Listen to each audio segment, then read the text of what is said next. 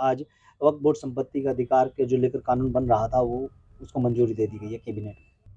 कि महसूस ये होता है ये दौर तबाही है, शीशे की अदालत में पत्थर की गवाही है, दुनिया में कहीं इसकी तमसील नहीं मिलती, कातिल ही महाफिज है, कातिल ही सिपाही है। ए बरक़ शहर, हम भी हकदार तजल्ली हैं, हमने भी वफाओं की हर रस्म निभाई है। वो मामला हमारा और अल्लाह ताला का मामला है, बिल्कुल मुस्लिम के खिलाफ है, एकदम खिलाफ है। 2 शख्स ऐसे होंगे जो गैर मुस्लिम होंगे जो इसमें समिति बनाई जाएगी।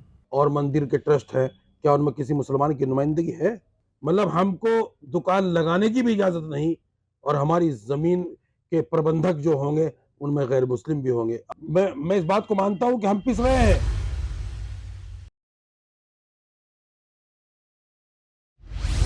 कैबिनेट की हुई बैठक में अब वक्फ बोर्ड संपत्ति के अधिकार के लिए जो बनाया जा रहा कानून था उसको मंजूरी मिल गई है।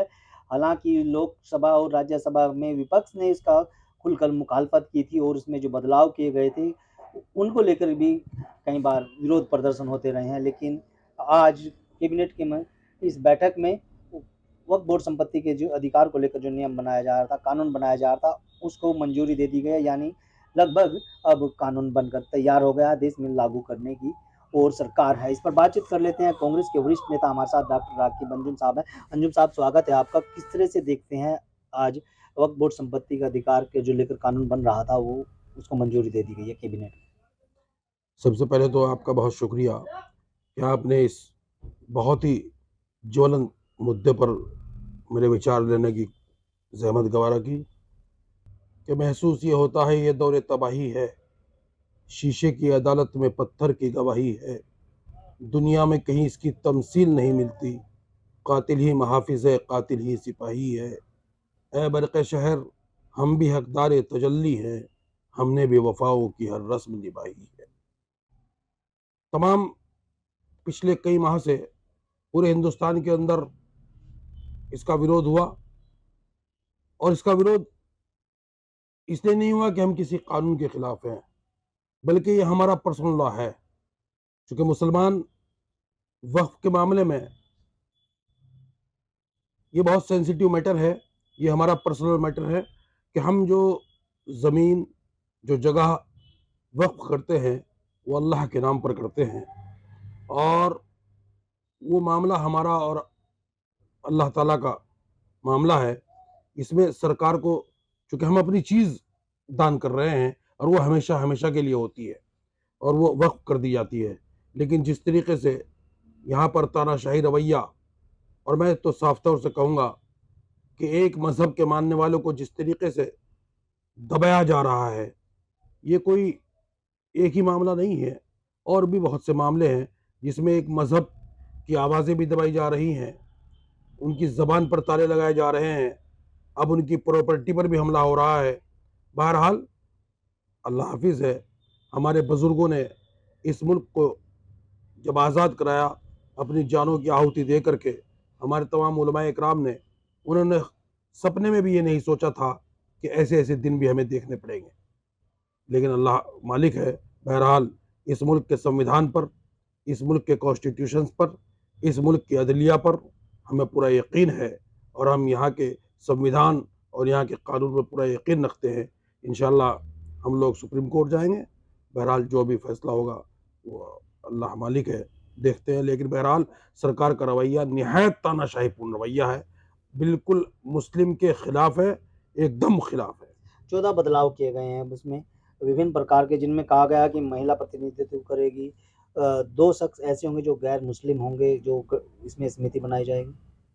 अब देखिए आप, एक तरफ वो लोग कि कुंभ में किसी मुसलमान की दुकान नहीं लगेगी।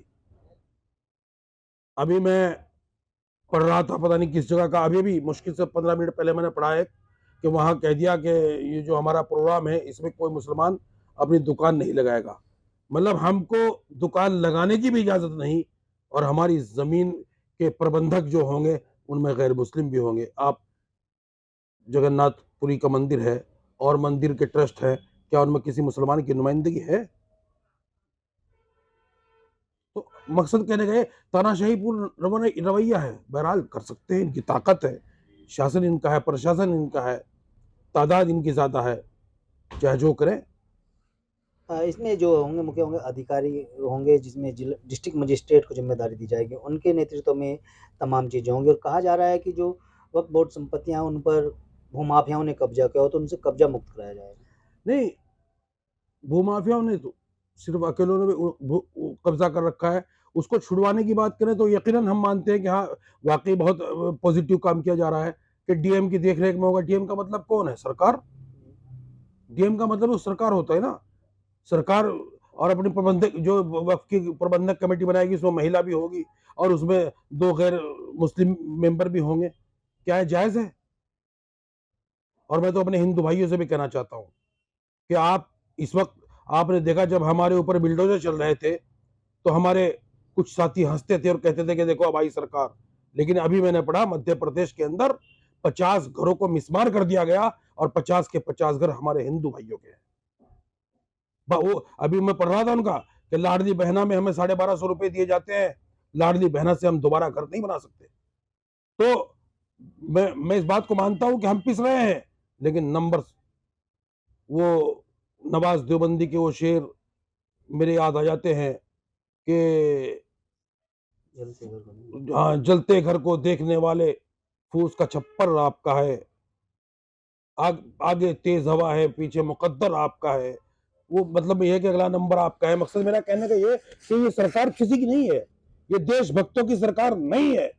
मैं इस बात को बहुत जिम्मेदारी के साथ कहता हूं कि ये देशभक्तों की सरकार नहीं है, नहीं है, नहीं है। पहले जो कानून था वक्फ बोर्ड का, उसमें नियम था कि अगर कोई विवादित संपत्ति है तो उसमें वक्फ बोर्ड में यानी ट्रिब्यूनल में आप अपील कर सकते हैं, लेकिन अब जो बदलाव किया गया उसमें हाई कोर्ट में भी अपील करने का इसमें पेशकश की गया है या नियम बनाया गया कि आप हाई कोर्ट में अपील कर सकते हैं।